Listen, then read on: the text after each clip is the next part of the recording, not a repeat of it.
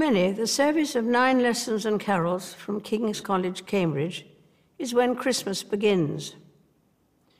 Listened to by millions of people around the world, it starts with the chorister singing the first verse of Once in Royal David City. The priest who introduced this service to King's College Chapel exactly 100 years ago was Eric Milner White. He had served as a military chaplain in the First World War.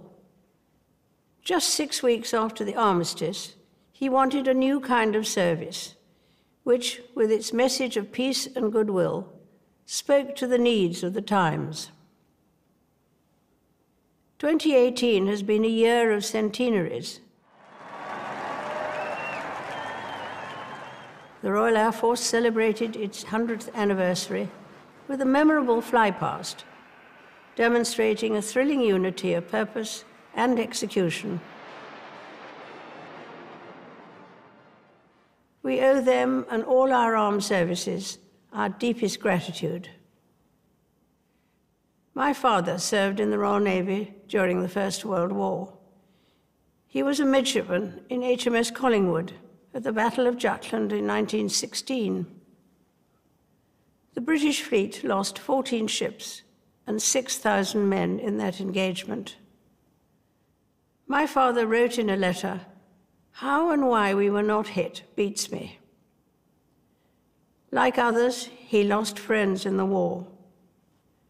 At Christmas, we become keenly aware of loved ones who have died, whatever the circumstances. But of course, we would not grieve if we did not love.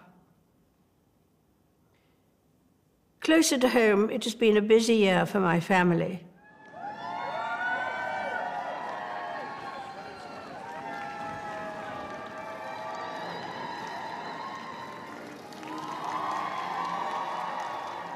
With 2 weddings and 2 babies and another child expected soon.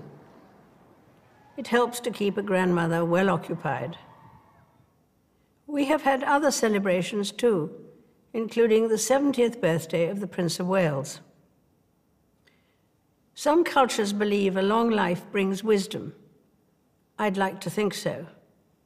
Perhaps part of that wisdom is to recognize some of life's baffling paradoxes, such as the way human beings have a huge propensity for good, and yet a capacity for evil. Even the power of faith, which frequently inspires great generosity and self-sacrifice, can fall victim to tribalism. But through the many changes I have seen over the years, faith, family, and friendship have been not only a constant for me, but a source of personal comfort and reassurance. In April, the Commonwealth heads of government met in London. My father welcomed just 8 countries to the first such meetings in 1948. Now the Commonwealth includes 53 countries with 2.4 billion people, a third of the world's population. Its strength lies in the bonds of affection it promotes and a common desire to live in a better, more peaceful world.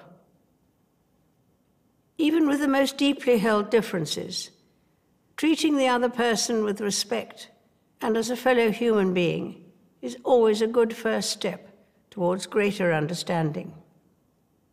Indeed, the Commonwealth Games, held this year on Australia's Gold Coast, are known universally as the Friendly Games because of their emphasis on goodwill and mutual respect. The Christmas story retains its appeal since it doesn't provide theoretical explanations for the puzzles of life. Instead, it's about the birth of a child and the hope that birth 2,000 years ago brought to the world. Only a few people acknowledged Jesus when he was born. Now, billions follow him. I believe his message of peace on earth and goodwill to all is never out of date. It can be heeded by everyone. It's needed as much as ever. A very happy Christmas to you all.